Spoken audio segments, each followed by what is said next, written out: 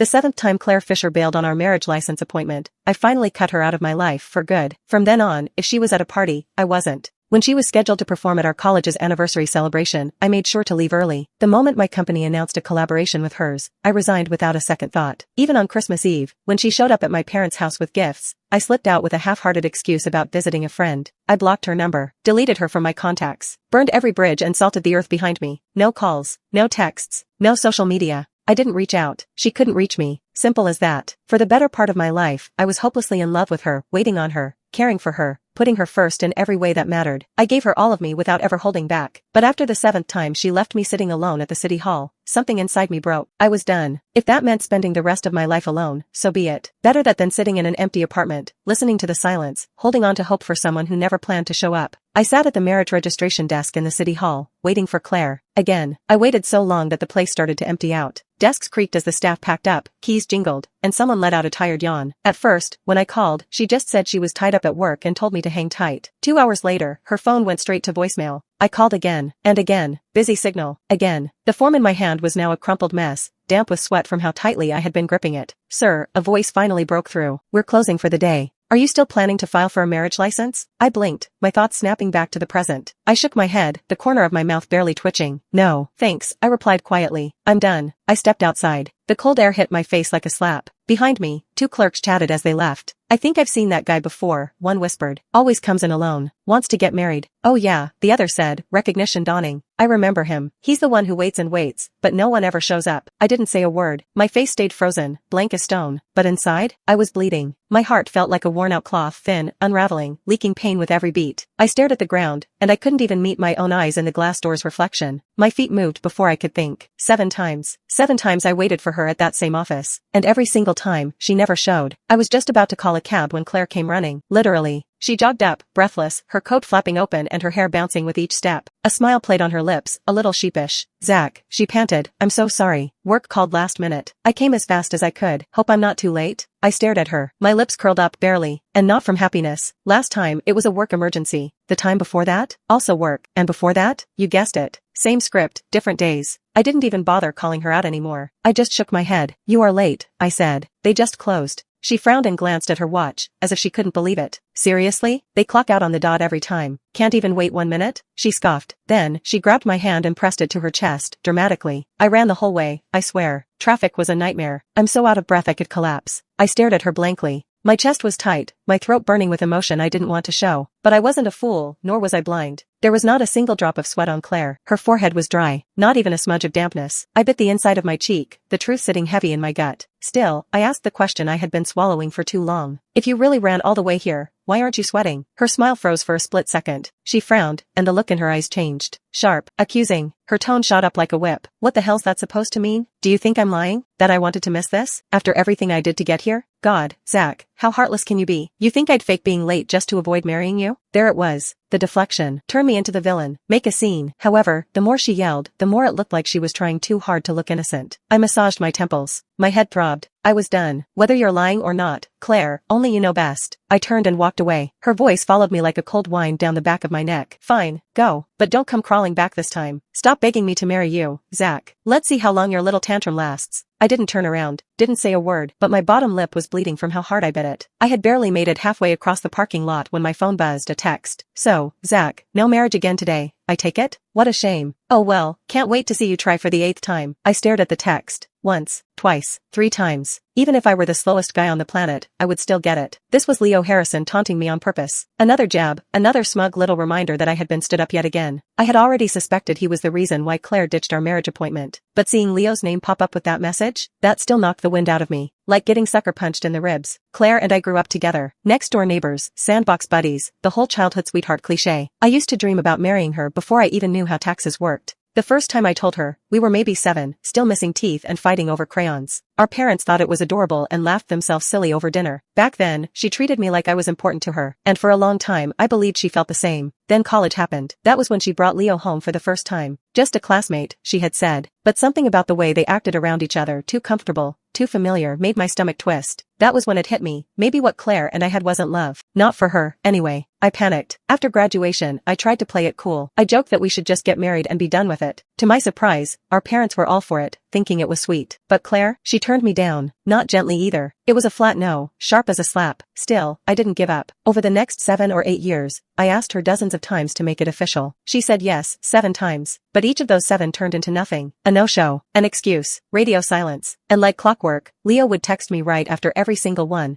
Always with just enough venom to sting. My phone buzzed again. I almost hit decline without checking, assuming it was Leo again. But when I glanced at the screen, I saw it was a friend calling. There was a gathering tonight, and they were inviting me out. I didn't even think before blurting, "Is Claire going to be there?" My friend chuckled. "Don't worry, Zach. I know the deal. I already talked to her. She said she'll be there." Well, then count me out. Silence on the other end. Like I had said something unbelievable. Maybe I had. Everyone knew me as the guy who had been hopelessly pursuing Claire for years. I was the one who gave her flowers at graduation like some lovesick teenager. The one who scoured job boards for roles she might like, cleaned her place, folded her laundry, and handled the housework like a loyal golden retriever. At one birthday party, someone joked she must have saved the world in a past life to have me this devoted. Claire just snorted and rolled her eyes. He's like a shameless maggot. Annoying as hell. Who even cares? Back then, I pretended I didn't hear it. I thought she would grow out of it. Thought she would eventually come around. But that was the old me. I cared now. After hanging up, I sent out a group message to all our mutual friends. From now on, if Claire's coming to a gathering, don't bother inviting me. I didn't wait for replies.